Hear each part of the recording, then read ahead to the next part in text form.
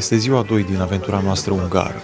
Vremea se anunță toridă, Budapesta este aglomerată, iar prima destinație ne așteaptă într-o curte năpădită de o vegetație luxuriantă. Un castel care s-a plimbat de-a lungul timpului prin diverse familii de nobili maghiari.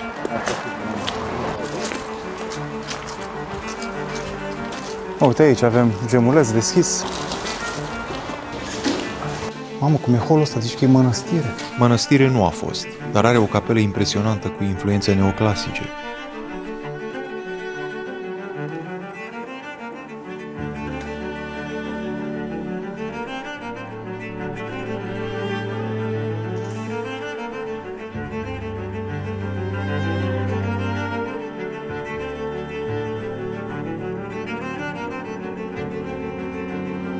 Pare incredibil că această micuță orgă liturgică este încă întreagă.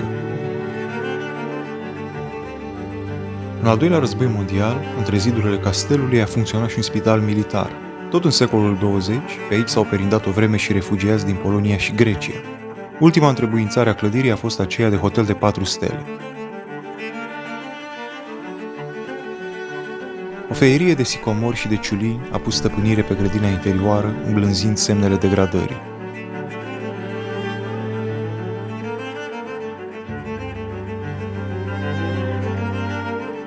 Din păcate, pianul hotelului nu a supraviețuit vandalizărilor.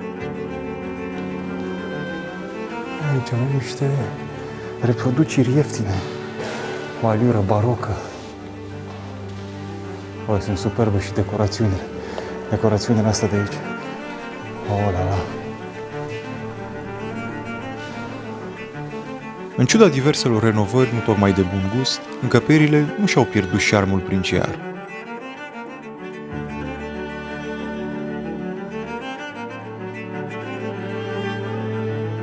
În unele camere, infiltrațiile de apă au creat veritabile fresce de mucegai.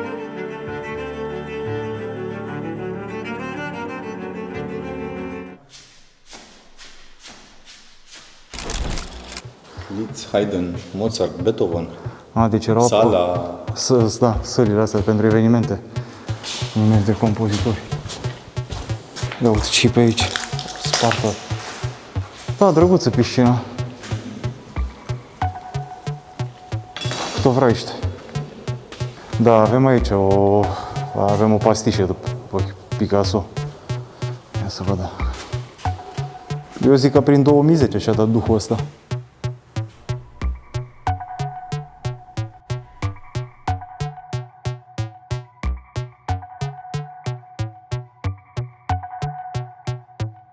Uite, aici au mai rămas pietre de la saună. Este vremea să pornim spre al doilea nostru obiectiv, o fostă termocentrală cu un vibe aparte.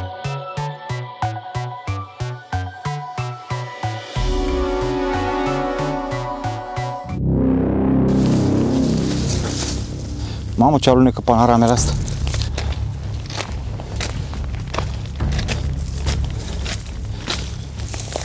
Ia, să-mi dai puțin să mă uit la gărduleț, să nu fie o cameră în fața acolo. Nu cred că e camera.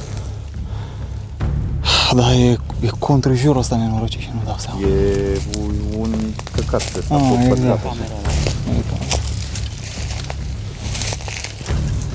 Hai că începe adrenalina. E plasă, mă, acolo. 0,5% din traseu am făcut. Se vede ceva? Păi trebuie să-mi dea binoclu, să vină cu binoclu. Nu-i cameră. Eu? Ca de la lumină. Stai să mă mai uit pe aici, pe stânga. Frate, dar ce este acolo ăla? Nu înțeleg. Ce-i cu termopanul ăla? Ce-i cu termopanul ăsta aici?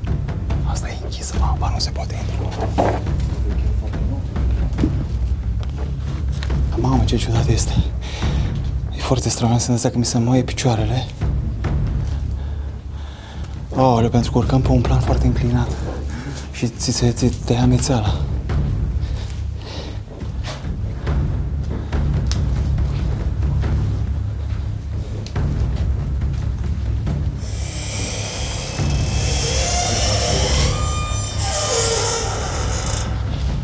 Intrarea principală se află lângă turnurile de răcire, dar nu știm dacă zona este păzită sau monitorizată video.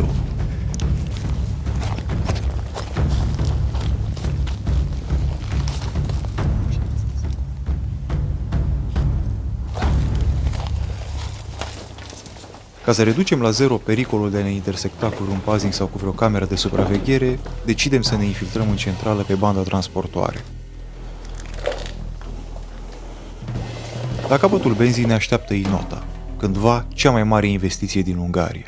Termocentrala a devenit faimoasă în ultimii ani, după ce regizorul Denis Villeneuve a filmat aici câteva scene din Blade Runner 2049. Asta e un cedătare. Sper să ne țină pe toți până sus. Până acolo trebuie să urcăm, la circa 50 de metri deasupra pământului. Descoperim rapid că am luat o decizie mai mult decât riscantă.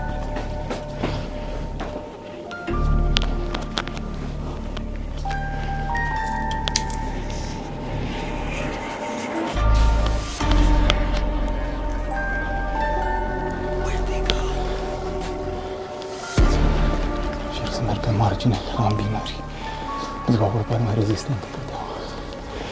Deci eu cred că suntem undeva la 10 metri deasupra. Oh, aici arată foarte nasol. Aici e acolo. De aici începe porțiunea cea mai dificilă, segmentul cu adevărat periculos al pasarelei. Norocul nostru că vremea este liniștită.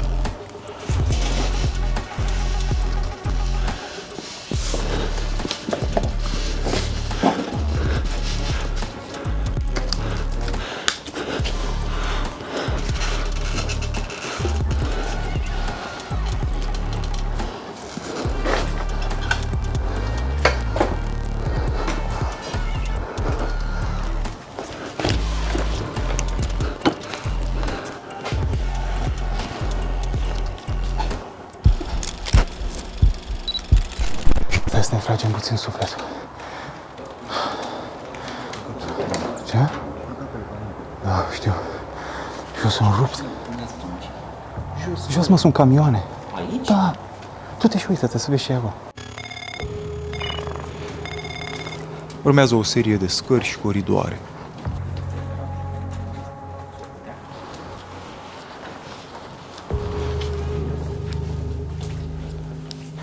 Jos, la ultimul nivel, pe unde intră tururile. Din când în când mai organizează tururi ghidate aici. E un scaun, posibil de paznic. Ce mișto arată asta. Vlad, nu călca para, du-te pe asta. Pe asta, du-te pe asta. Face gălăgie. Ce? Ui.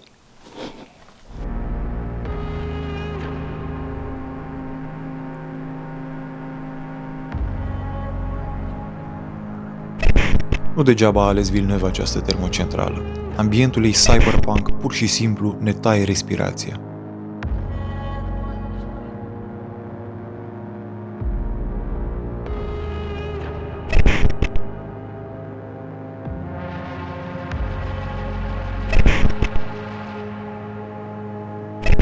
Lucrările la termocentrală au început în 1949. În vremurile ei de glorie, ar fi putut asigura iluminatul stradal pentru întreaga Budapestă.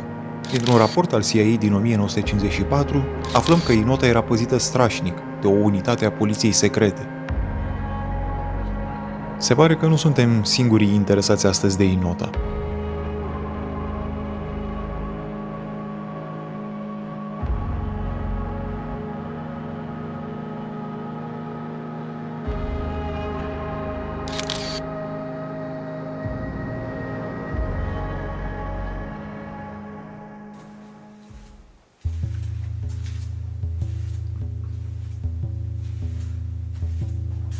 Zona administrativă a fost complet devastată.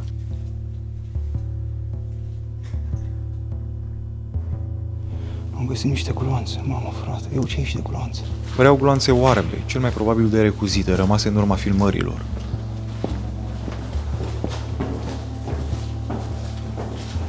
Aici e intrarea principală. Ne ducem acum la subsol gândindu-ne că, cine știe, poate ne iese în cale vreo ușă de bunker.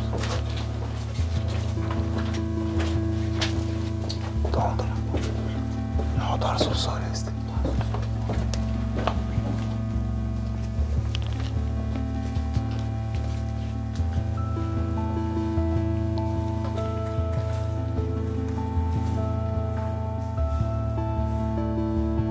Dacă la intrare am mers prin ceruri, acum ne ducem și noi cu nesimțire prin față, că nu mai vrem să mai coborâm pe pânza aia de păianjen. Așa că vom ieși pe la ieșirea principală. Când ieșim, apusul închide ultimele rămășiți de lumină ale zilei. În curte, totul hibernează, nici urmă de vreun paznic, doar liniștea ruinelor.